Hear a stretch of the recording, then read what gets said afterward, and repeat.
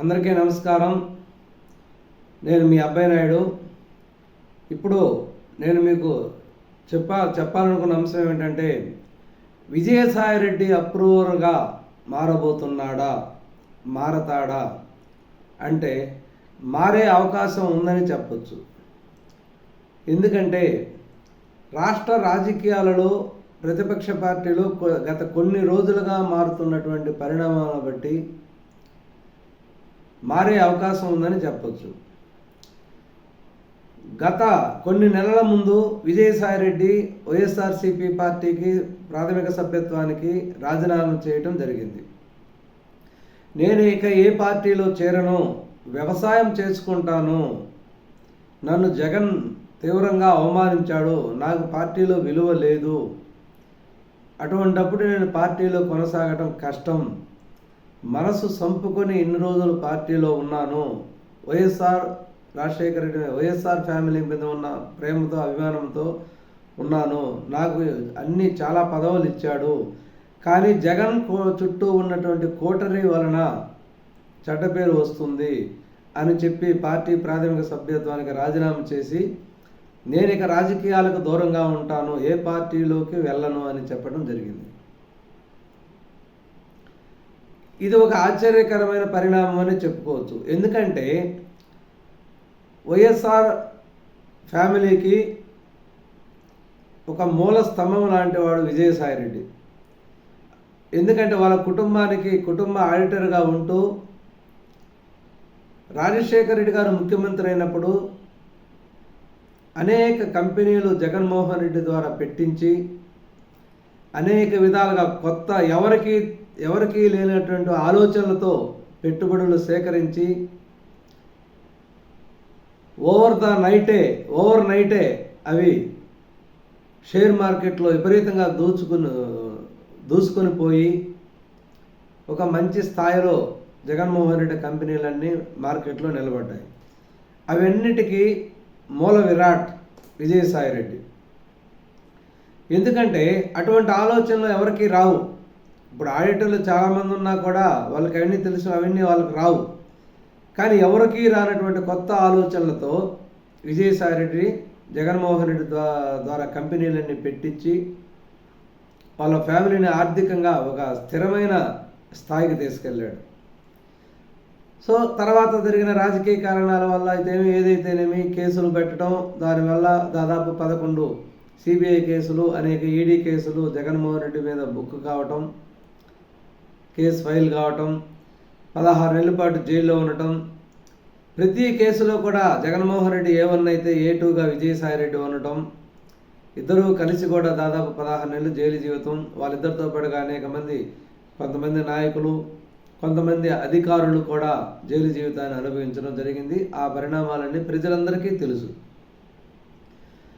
సరే, తదనంతర పరిణామాల్లో 2014లో అధికారంలోకి ఖచ్చితంగా వస్తామని ఊహించుకొని రాష్ట్రం విడిపోవటము, అనేక కారణాల వల్ల ఆంధ్రప్రదేశ్ ముఖ్యమంత్రిగా చంద్రబాబు నాయుడు గారు కావడం, ప్రతిపక్షంలో జగన్మోహన్ రెడ్డి కూర్చోవడం జరిగింది. ఈ ప్రతిపక్షంలో ఉన్న పార్టీని అధికార పక్షంగా మార్చడానికి అత్యంత క్రియాశీలకంగా వ్యవహరించినటువంటి వ్యక్తి విజయసాయిరెడ్డి.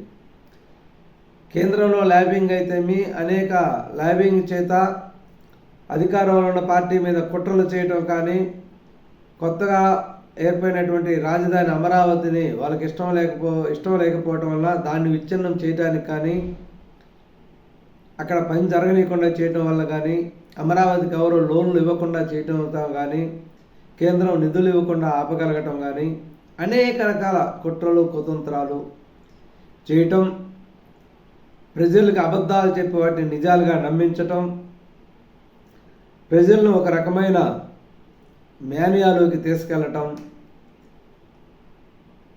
అప్పుడు ఉన్నటువంటి తెలుగుదేశం ప్రభుత్వాన్ని ప్రజలకు వ్యతిరేకం చేయటం, కుల రాజకీయాలు చేసి ఒక సామాజిక వర్గాన్ని అన్ని సామాజిక వర్గాలు వ్యతిరేకం చేయడంలో సక్సెస్ అయ్యాడు. వీటన్నిటికీ ప్రథమ కారకుడు కూడా విజయసాయిరెడ్డి గారు. అటువంటి విజయసాయిరెడ్డి ప్రభుత్వం వచ్చిన తర్వాత, జగన్మోహన్ రెడ్డి గారు ముఖ్యమంత్రి అయిన తర్వాత క్రమేణా విజయసాయిరెడ్డి యొక్క పాత్రని, ప్రాముఖ్యతను తగ్గించడం జరిగింది. ఇక్కడ మధ్యలో రామకృష్ణారెడ్డి గారు, వైవి సుబ్బారెడ్డి గారు వీళ్ళందరూ చేరిపోవడం జరిగింది. సరే, వాళ్ళు చేసింది తప్పొప్ప కానీ ఒక పక్కన పెడితే విజయసాయిరెడ్డికి మాత్రం వైసీపీలో అన్యాయం జరిగింది వాస్తవం. ఎందుకంటే జగన్మోహన్ రెడ్డి గారి స్థాయికి రావడానికి, ముఖ్యమంత్రి కావడానికి ప్రధాన కారకుడు విజయసాయిరెడ్డి. సో జగన్మోహన్ రెడ్డి మీద అభిమానంతో, వైఎస్ఆర్ ఫ్యామిలీ మీద అభిమానంతో ప్రజలు ఓట్లు వేశారు. అల్టిమేట్లీ జగన్ ముఖ్యమంత్రి అయ్యారు, అది వాస్తవం. కానీ ఫీల్డ్ వర్క్ కానీ, టెక్నికల్ వర్క్ కానీ, పార్టీ వర్కులు కానీ ఒక స్థాయిలో పార్టీని జగన్మోహన్ రెడ్డి ముందు పెట్టి నడిపించిన వ్యక్తి విజయసాయిరెడ్డి అని చెప్పుకోవచ్చు. అటువంటి వ్యక్తిని జగన్మోహన్ రెడ్డి ముఖ్యమంత్రి అయిన తర్వాత కొన్ని రోజులు ఉత్తరాంధ్ర ఇన్ఛార్జిగాను అలా ఇలా చెప్పి క్రమేణా ప్రాముఖ్యతను తగ్గించడం జరిగింది. సో ఈ ప్రాముఖ్యతను తగ్గించడం, కొంత అవమానాలు ఫీల్ కావటం, జగన్మోహన్ రెడ్డిని డైరెక్ట్గా కలవలేకపోవటం, అనేక కారణాల వల్ల విజయసాయిరెడ్డి కూడా అవమానాలకు గురి కావటం. సరే, మనసు చంపుకొని అధికారం కోల్పోయేదాకా పార్టీలోనే ఇమిడి ఉండక తప్పలేదు. ఎందుకంటే అధికార పార్టీలో ఉన్నప్పుడు పార్టీ వదిలి బయటికి వెళ్ళలేడు కదా. సరే, జగన్మోహన్ రెడ్డి కలవకపోయినా, అవమానాలు పడినా ఇది ప్రజలందరికీ తెలియదు కదా. ప్రజల్లో అతనికంటూ ఒక విలువ ఉంది. రాజ్యసభ సభ్యుడిగా ఉన్నాడు, కేంద్ర కమిటీలలో, పార్లమెంటు కమిటీలలో ఉన్నాడు. ఒకరితో పని లేకుండా తను స్వతహాగా ఏదైనా చేసుకోగల శక్తి ఉండేవాడు. అటువంటి వ్యక్తి కాబట్టి పార్టీ అధికారంలో ఉన్న రోజులు మంచి ప్రాబల్యాన్ని చూపించగలిగాడు. తదనంతరం జరిగినటువంటి ఎలక్షన్లో నెల్లూరు పార్లమెంటుకి ఇష్టం లేకపోయినా నెల్లూరు పార్లమెంటుకు బలవంతంగా ఎంపీగా పోటీ చేయించడం కూడా జరిగింది. అది విజయసాయిరెడ్డి కూడా నిన్న జరిగిన ప్రెస్ మీట్లో చెప్పడం జరిగింది. ఈ విధంగా జరగటం వల్ల ఎప్పుడైతే పార్టీ అధికారాన్ని కోల్పోయిందో 2024 ఎలక్షన్లో ఇక అందరూ కూడా ఆలోచనలో పడ్డారు. ఎందుకంటే జగన్మోహన్ రెడ్డి ప్రభుత్వంలో తెలుగుదేశం ప్రభుత్వం కానీ, కార్యకర్తలు కానీ, నాయకులు కానీ స్వతహాగా చంద్రబాబు నాయుడిని అరెస్ట్ కావడం కానీ అన్ని రకాలుగా ఇబ్బందులు పడ్డారు. ఇన్ని ఇబ్బందులు పడ్డ వాళ్ళు ప్రభుత్వాన్ని కోల్పోయిన తర్వాత తెలుగుదేశం ప్రభుత్వంతో కూడి ఎన్డీఏ ప్రభుత్వం అధికారంలోకి వచ్చిన తర్వాత వీళ్ళని ఊరకే వదలలేరు కదా. కాబట్టి ఖచ్చితంగా మమ్మల్ని కేసుల్లో ఇరికిస్తారు. ఆల్రెడీ రావడంతో కొన్ని కేసుల్లో విజయసాయిరెడ్డి, ప్రతి ఒక్క కేసులో విజయసాయిరెడ్డి పేరు రావడం, ప్రతి దాంట్లో విచారణకి పిలిపించడం అన్నీ జరుగుతూనే ఉన్నాయి. ఇక నన్ను కేసుల్లో ఇరికిస్తారు, ఊపిరి తిరగనీయకుండా చేస్తారు, కాబట్టి మనం వెంటనే వైసీపీకి రాజీనామా చేయటం బాగుంటుంది, అవసరమైతే అప్రూవల్గా కూడా మారిపోయే అవకాశం మారిపోదాము అనే ఉద్దేశంతో పార్టీకి రాజీనామా చేయటం. నిన్న జరిగిన ప్రెస్ మీట్లో దాదాపు కొంత విజయసాయిరెడ్డి ఓపెన్ కావడం జరిగింది. ఎందుకంటే విశాఖ పోర్టు, సీపోర్టుకు సంబంధించినటువంటి విషయంలో కేవీ రావు పోర్టుని కేవీ రావు అని అతను మెయింటైన్ చేస్తున్నాడు. కేవీ రావుకు సంబంధించిన విశాఖ పోర్టుని అతన్ని బెదిరించి అనేక విధాలుగా సామభేద దండోపాయాలన్నీ ఉపయోగించి పోర్టు మొత్తాన్ని కూడా రాపించుకున్నారు అరబిందో కంపెనీకి. ఈ అరబిందో కంపెనీ ఎవరు? శరత్ చంద్రారెడ్డిది. శరత్ చంద్రారెడ్డి ఎవరు? విజయసాయిరెడ్డి అల్లుడు వల్ల అన్న. అంటే రాష్ట్రంలో ఏ పెద్ద పెద్ద ప్రాజెక్టులు వచ్చినా, ఇప్పుడు ఆరోగ్యశ్రీకి సంబంధించిన 108 వాహనాలన్నీ కూడా అరబిందో కంపెనీకి ఇవ్వటం జరిగింది మెయింటెనెన్స్కి. అరబిందోలకి అంటే ఒక రకంగా అది కూడా జగన్మోహన్ రెడ్డికి బినామీగా చెప్పుకోవచ్చు. సరే, ఈ విధంగా విశాఖ పోర్టుకు సంబంధించిన షేర్లన్నీ కూడా అరబిందో కంపెనీకి బదలా చేయడం, కేవీ రావును బయటికి పంపించడం జరిగింది. ఎప్పుడైతే ప్రభుత్వం మారిందో కేవీ రావు కేసు పెట్టడం, ఈ కేసులో విజయసాయిరెడ్డితో సహా అందరిని నిందితులుగా చేర్చడం, దానిలో భాగంగా విజయసాయిరెడ్డిని నిన్న విచారణకు పిలవడం జరిగింది. మొన్న ఈ విచారణలో భాగంగా విజయసాయిరెడ్డి కొన్ని విస్తుపోయే నిజాలు చెప్పాడు. లోపల ఏమైతే చెప్పాడో వాటిలో చాలా వరకు బయట ప్రెస్ మీట్ పెట్టి చెప్పడం కూడా జరిగింది. ఏమని చెప్పాడు? నాకు ఈ పోర్టు షేర్లు బదలాయింపులో ఎటువంటి పాత్ర లేదు, కేవీ రావు అంటే నాకు అసహ్యం, కేవీ రావుకి నాకు ఎటువంటి సంబంధాలు లేవు, వైవి సుబ్బారెడ్డి కేవీ రావుకి మంచి సంబంధాలు ఉన్నాయి. వైవి సుబ్బారెడ్డి అమెరికా వెళ్ళినప్పుడు కేవీ రావు ఇంట్లోనే బస చేస్తాడు. ఈ షేర్లు బదలాయింపుకి, విశాఖ పోర్టుకు సంబంధించిన షేర్లు బదలాయింపుకి కర్త కర్మ క్రియ అన్నీ విక్రాంత్ రెడ్డేను అని చెప్పడం జరిగింది. అదేవిధంగా మద్యం కుంభకోణం గురించి విలేకరులు ప్రస్తావించినప్పుడు మద్యం కుంభకోణంలో కూడా మద్యం కుంభకోణం పెత్తనం చేసిందంతా దాంట్లో పాత్ర అంతా కూడా రాజ్ కసిరెడ్డిదే. అంటే కసిరెడ్డి రాజశేఖర్ రెడ్డి అతని పేరు, దాన్ని సింపుల్గా రాజ్ కసిరెడ్డి అని అంటారు. కర్త కర్మక్రియ అతనేను, అతను అడిగితే మీకు అంతా తెలుస్తుంది. ఇంతవరకే చెప్తున్నాను, భవిష్యత్తులో ఇంకేదైనా అవసరమైతే కూడా చెప్పే అవకాశం ఉందని ఒక హింట్ ఇవ్వటం జరిగింది. అంటే ఇక్కడ విజయసాయి రెడ్డి ఉద్దేశం ఏంటంటే, ముందు నేను అంటే ప్రభుత్వం, ఇప్పుడు అధికారంలో ఉన్నటువంటి ప్రభుత్వం నన్ను సంప్రదించి నన్ను అడిగితే నేను అన్ని విషయాలు చెప్పేందుకు సిద్ధంగా ఉన్నాను, నేను అన్ని కేసుల్లో అప్రూవర్గా మారతాను అనే ఉద్దేశం ఉన్నట్టు అనిపించింది విజయసాయి రెడ్డిలో.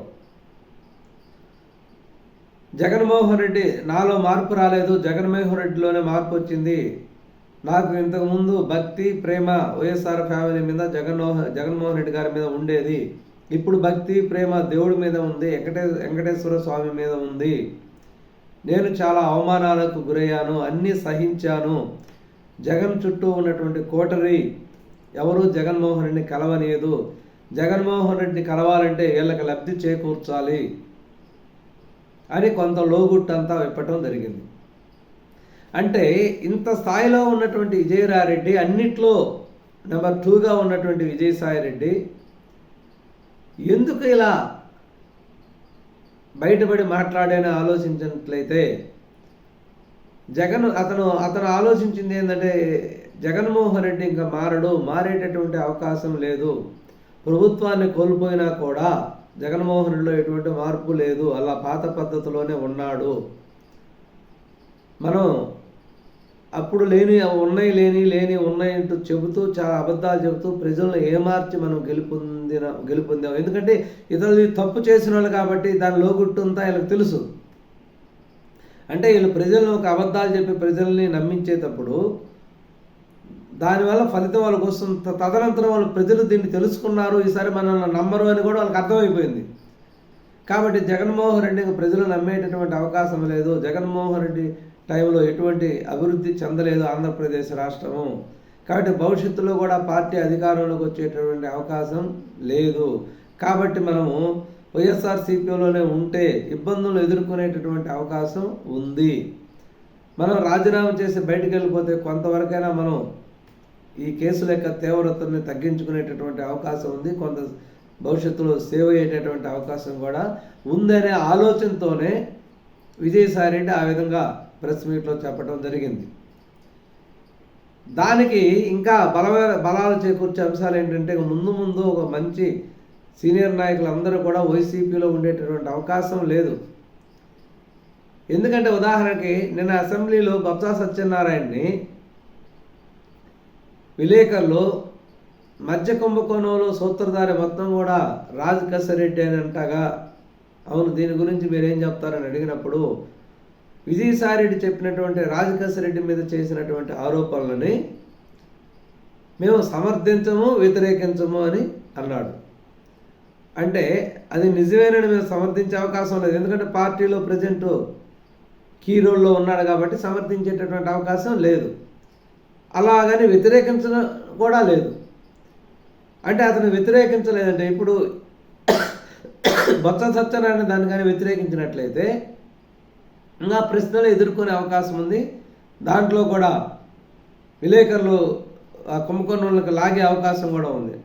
కాబట్టి వ్యతిరేకించలేదని అంటే అర్థం పరోక్షంగా కొంత సమర్థిస్తున్నట్టే, ఇది జరిగిందని అంగీకారం చేసినట్టే కదా. కాబట్టి ఇటువంటి సీనియర్ నాయకులందరూ కూడా ముందు ఎక్కువ రోజులు వైసీపీలో ఇమిడేటటువంటి అవకాశం లేదు. ఈ పరిణామాలన్నింటినీ చూసినట్లయితే విజయసాయి రెడ్డి అప్రూవల్గా మారేటువంటి అవకాశం ఉందని బలంగా చెప్పవచ్చు. ఇది నేను ఈ ఈ వీడియోలో చేసినటువంటి విశ్లేషణ. నమస్కారం, ధన్యవాదాలు. దయచేసి ఈ వీడియోను చూసిన వాళ్ళందరూ కూడా సబ్స్క్రైబ్ చేయండి, లైక్ చేయండి, నన్ను మరింత ప్రోత్సహించండి. నమస్కారం, ధన్యవాదాలు.